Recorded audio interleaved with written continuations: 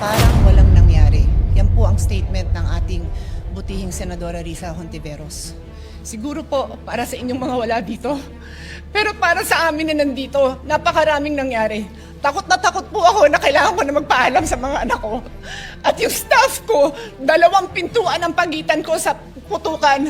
Yung staff ko na si Claire, na 20 years na sa akin, nandun siya sa labas. She has a 12-year-old son. Kinuwento niya sa akin lately na tumatakbo siya, hindi niya alam kung saan siya pupunta. Kaya para sabihin niyo na walang nangyari. Napakasakit para sa aming lahat na nandito. And as I said, 2 pintuan na nagpo-protect sa akin sa putukan. Pero yung media, yung Senate staff, yung hindi naman makauwi dahil sila ang security, sila ang elevator women and boys natin, nandoon po sila. So dear colleagues, napakarami nang nangyari. And one more thing, wala ho akong sinisisi. Pero nung pagkatapos ng lahat, pagtingin ko ng group natin, yung dating majority group, walang ni isa sa inyong nangamusta sa amin. Some of you I've known for 20 years, 10 years, and I didn't even hear any of you say, kamusta na kayo dyan? Napakasakit nun sa akin. Sobrang sakit. So yun lang ang masasabi ko. Yes, I am very ready to share my story, to ask questions. Pero kung wala ho kayo dito, huwag niyong questionin yung mga nangyari sa mga nandito. Dahil nandito kami, kasama ng staff namin, Senate staff. You have your own story, I respect that. But please respect my own story. Thank you, Mr. President. Minority Mr. Leader. President. Salamat po, Mr. President. Mr. President, I rise on a matter of personal and collective privilege. Mr. President, halos 1 linggo na matapos ang habulan at barilan dito sa Senado.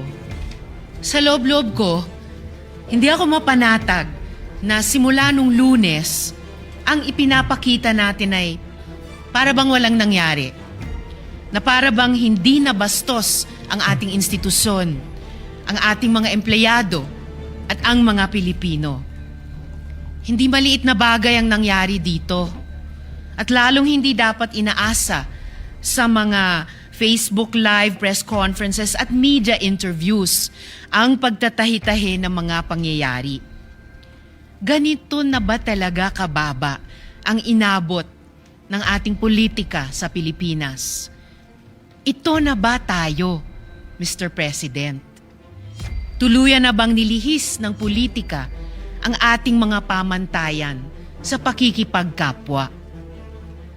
The situation stooped so low that here, in and around these same august halls, may pwedeng magkasa ng baril sa harap ng mga sibilyan. Dear colleagues, kahit kailan, hindi yan nangyari sa Pilipinas. Kahit panahon ng kudeta, not even during the darkest days of martial law, did gunfire erupt within our halls.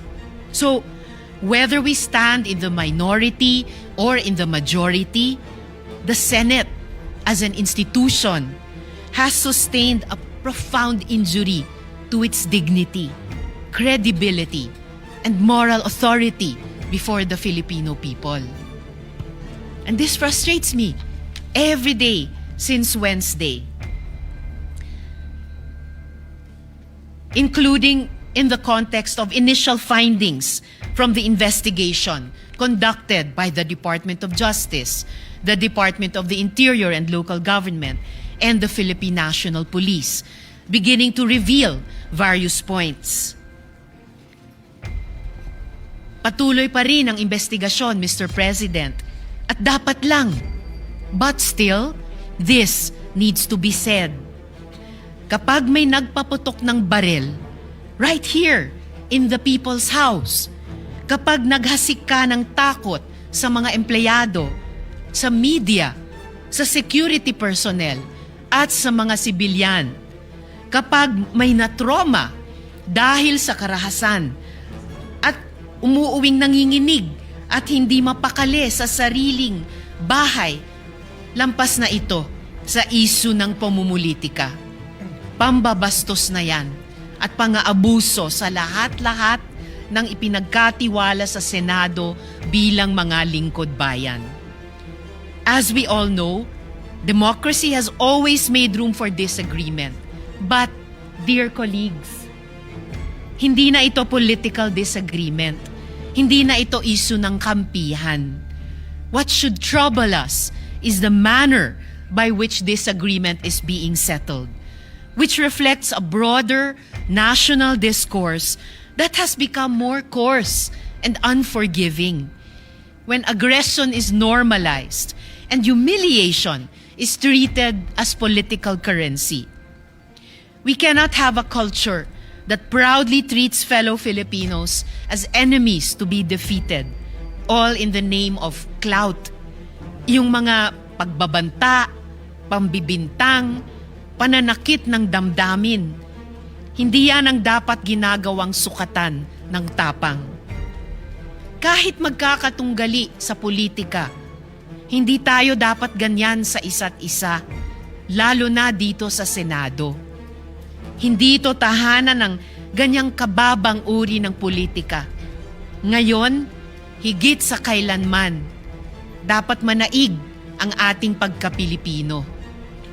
I refuse to believe na tayong mga Pilipino ay mga bulag na sumusunod sa sinumang politiko. I refuse to believe na wala nang natitirang malasakit, hiya o pagmamahal sa bayan. Kasi ang mga krisis, ang mga sakuna, hindi yan nagtatanong kung sinong kakampi mo sa politika. Lahat tayo tinatamaan at lahat tayo may responsibilidad. At tayo mismo, dito sa Senado, kaya nating magkasundo. In fact, all of the laws I myself have championed could not have passed without the support of those from across the political aisle. And I refuse to believe that this institution that has crafted laws for the most marginalized, that has conducted crucial investigations, that have moved the needle at various political junctures, is beyond repair or redemption. Let us remember, Mr. President, that we have a bicameral legislature with a Senate elected at large, precisely to have a body that can rise above parochial concerns and craft a vision for the entire nation. At kaya kong sabihin ng buong puso that this Senate has, at its best, shown that disagreement does not destroy our common duty. We have passed laws across party lines. That is why we cannot act as though nothing happened last week. Alam natin ang tama at mali. Alam natin kapag sumosobra na. And this is what our country needs from us now. For the Senate, in this difficult hour, to reflect the best of our people. May we prove worthy of the trust that our people have placed in us. Marami pong salamat sa inyo at sa lahat, Mr. President. Before